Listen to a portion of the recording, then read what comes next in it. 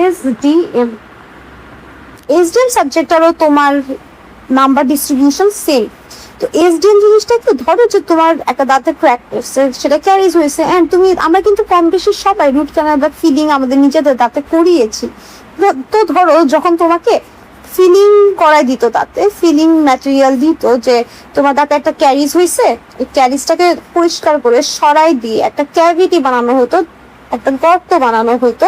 ওই গর্তটা তারপর ফিল করিয়ে দেওয়া হতো, ফিল করাই দেওয়া হইতো কোনো একটা ফিলিং ম্যাটেরিয়াল দিয়ে। প্রসাধনীর পাউডার লাগাই, এই পাউডার ওই ফিলিং ম্যাটেরিয়ালের পাউডার দুটো কি সেম হবে না? দুইটা আলাদা ধর্ম, আলাদা কাজ, আলাদা কম্পোজিশন, রাইট? আলাদা জিনিসপত্র ওদের ভিতরে আছে। তো এই যারা ডেন্টিস্টরা আমাদের সারা জীবনে বিভিন্ন ম্যাটেরিয়ালস ইউজ করি, এইসব ম্যাটেরিয়ালসের মধ্যে কি আছে, কোন ম্যাটেরিয়ালসটা ভালো কোন পেশেন্টের জন্য? ধরো যে একজন পোর পেশেন্ট, একজন ধনী পেশেন্ট, দুজনের বাজেট তো আলাদা, রাইট? তার ওই বাজেটের মধ্যে তাকে সর্বোচ্চ বেস্ট কোনটা দেওয়া ভালো হবে, এইটা আমি তখনই জানতে পারবো যখন আমি ওই ম্যাটেরিয়াল সম্পর্কে জানবো, ম্যাটেরিয়ালের কম্পোজিশন জানবো, ম্যাটেরিয়ালের অ্যাডভান্টেজ জানবো, ডিসঅ্যাডভান্টেজ জানবো, যে আচ্ছা এইটা ওনাকে দেওয়া উচিত হবে না, এটা কস্টলি, অ্যাডভান্টেজ ডিসঅ্যাডভান্টেজ। দেন হচ্ছে কোনটা কোথায় দেওয়া যাবে, ইন্ডিকেশন কন্ট্রা ইন্ডিকেশন, কোনটা কোথায় দেওয়া যাবে না। যেমন ধরো জিআইসি নামে একটা ফিলিং ম্যাটেরিয়াল আছে, এটা তুমি কখনোই পিছনের দাঁতে ইউজ করতে পারবে না ফিলিং ম্যাটেরিয়াল হিসেবে, কারণ এর একটা শক্তি নাই যে পিছনের দাঁতের যেই চাবানোর যেই ক্ষমতা ওইটাকে বেয়ার করার। এই জন্য জিআইসি আমরা সামনের দাঁতে দিই বা বাচ্চাদের ক্ষেত্রে দিই। বাচ্চাদের ক্ষেত্রে কেন দিই এটা আমাকে প্রফেট জিজ্ঞেস করছিল। যাই হোক, জেনে রাখো কেন দিই, কারণ হচ্ছে জিআইসির মধ্যে ফ্লোরাইড থাকে, যেটা হচ্ছে তোমার অ্যান্টি ক্যারিজ এজেন্ট হিসেবে কাজ করে, এই জন্য বাচ্চাদের ক্ষেত্রে জিআইসি দেই। সো দেখো, এক এক ম্যাটেরিয়ালের এক এক ধরনের ম্যাটেরিয়ালকে এক এক জায়গায় তোমার বসাইতে হবে। এই সব কিছু আমরা জানবো এই এসডিএম টপিকটার মাধ্যমে।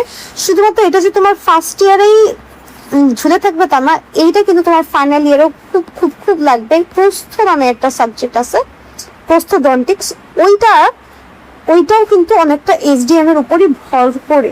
এরপর আসি যে এসডিএম জিনিসটা তোমার কখন ইজি হবে, তুমি যখন প্র্যাকটিক্যালি, এসডিএম হচ্ছে একটা প্র্যাকটিক্যাল সাবজেক্ট, তুমি যখন প্র্যাকটিক্যাল নিয়ে এটা করবা, বুঝবা, তার এটাই তোমার একমাত্র উপায় এসডিএম বোঝার।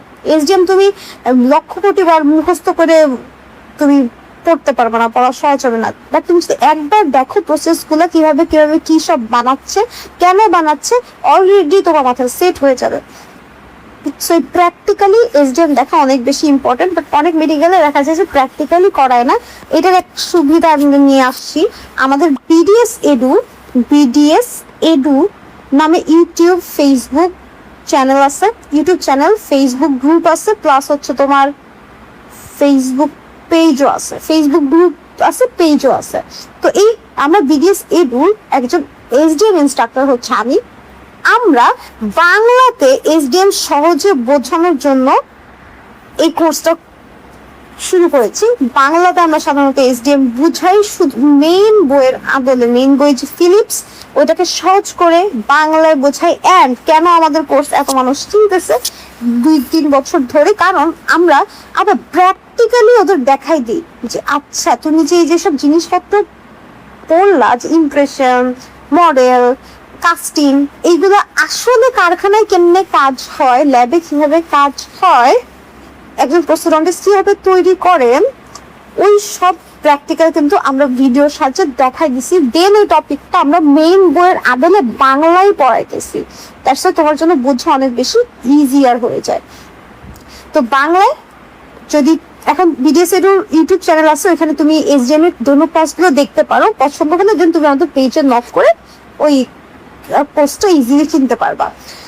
অ্যান্ড আমাদের ফেসবুক যে গ্রুপটা আছে, এই গ্রুপের মেবি 15,000 মেম্বার। সো এখানে তুমি বিভিন্ন কোশ্চেন ব্যাংক, হাজার বিভিন্ন জিনিসপত্র জানতে পারবা, কোনো ডাউট থাকলে জানতে পারবা।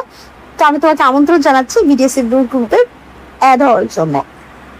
এরপর আমি যদি এসডিএম সাবজেক্টে চলে আসি, এসডিএম এর ক্ষেত্রে প্র্যাকটিক্যালের আবার বিষয় আছে। এসডিএম এর প্র্যাকটিক্যালে ট্রেডিশনাল, এইসব প্র্যাকটিক্যাল হচ্ছে তোমার এসডিএম এ করতে হবে। আচ্ছা, এরপর যদি আসি বক্সের উপরে, আচ্ছা এখন যদি আসে এই যে বক্স, এই বক্স জিনিসটা কি? বক্স হচ্ছে এই যে দেখতে পাচ্ছ সেটা একটা বক্স, এই বক্সের ভিতর বিভিন্ন জিনিসপত্র, রাইট? এগুলোকে বলা হচ্ছে মডেল, এগুলোকে বলা হচ্ছে মডেল। হ্যাঁ, এটাকে বলা হচ্ছে ট্রে। এইটা হচ্ছে তোমার ওয়্যাক্স প্যাটার্ন, এটা তোমার ওয়্যাক্স প্যাটার্ন। আবার এইটাতে কি, এটা তোমার হচ্ছে স্পেশাল ট্রে বানানো হয়েছে কি দিয়ে? অ্যাক্রিলিক রেজিন দিয়ে স্পেশাল ট্রে বানানো হয়েছে। তো এই যে এত জিনিসপত্র বক্স, এই জিনিসপত্রগুলো কিন্তু তোমার বানাইতে হবে, এন্ড এটা সেলফ মেড, নিজেকে বানাইতে হবে। কাউকে দিয়ে বানাইতে গেলে তুমি ধরা পড়ে যাবে প্রথমত, কারণ তোমার বানানোর মধ্যে যে একটা অ্যামিচারের একটা ভাবভঙ্গি আছে, পারফেক্ট হচ্ছে না, এইটা তোমার অলরেডি শো করে দিবে যেটা তুমি নিজে বানাইছো নাকি কাউকে দিয়ে বানাইছো। পারফেক্ট বানানো মানেই হচ্ছে যে তুমি অন্য কাউকে দিয়ে বানাইছো। টিচাররা দেখেই বুঝবে যে তুমি এটা নিজে বানাইছো নাকি অন্য কাউকে দিয়ে বানাইছো। 2 নাম্বারটা হচ্ছে তুমি যদি নিজে না বানাও তাহলে নিজেরই লস, কারণ হচ্ছে তুমি তোমার ফার্স্ট ভাইবা শুরুই হবে, বক্সটা খুলবে, জিনিসপত্র বের করবে, এই রিলেটেড কোশ্চেন জিজ্ঞেস করবে, এন্ড একটা টাইমে তোমাকে অবশ্যই জিজ্ঞেস করবে যে তুমি ম্যানিপুলেশন কিভাবে করছো, কিভাবে তৈরি করছো। তুমি যদি নিজে না বানাও তাহলে হচ্ছে তুমি কিভাবে তৈরি হয়েছে সেটা তো জানবা না, তোমার মুখস্থ করে পড়াটা দিতে হবে, এটা আরো বেশি টাফ। এইবার তুমি যদি পড়ে দিতা, নিজে বানাইতা ডাটাগুলো, যদি তুমি নিজে বানাইতা তাহলে তুমি কোন প্রসেস করছো তুমি কিন্তু এটা জানো, তোমার এটা অলরেডি সেট হয়ে যেত, বাংলায় পরে বুঝাইলেই হয়ে যেত। এই সব জিনিসটা প্র্যাকটিক্যালটা তুমি যদি প্র্যাকটিক্যাল নিজে করো, নিজে করলে হবে কি, কোন ধাপের পর কোন জিনিসটা তুমি করছো এটা তোমার হাতে সেটে থাকবে, এটা বাংলাতে বোঝালেও হবে। আর তুমি যদি এটা নিজে না করো তোমার মনে থাকবে না, প্রথমত এটা পড়তে মুখস্থ করতে তোমার অনেক কঠিন লাগবে, আকাশ বাতাস হাওয়া এইসব ভাববা যে তুমি আচ্ছা কোনটা দেখি করলাম, মা করলাম, ঠিক আছে? তো তখন তো আরো পড়তে কষ্ট, টাইম আরো লস। ওই টাইমে দেখা যায় যে সে আরো বেশি রিভিশন দিয়ে ফেলছে, তুমি আরো পিছিয়ে পড়ে গেলা। তো এটা যত পারো নিজে করার ট্রাই করো, যাতে হচ্ছে স্যারের সামনে তুমি ইজিলি বুঝাইতে পারো, কারণ স্টেপ বাই স্টেপ মাথায় থাকে এন্ড স্যারকে ইজিলি বুঝাতে পারো। এর মধ্যে কোনগুলো বানাইতে হবে তোমার টিচার তোমাকে বলে দিবে। সো দেখো, অলরাইট।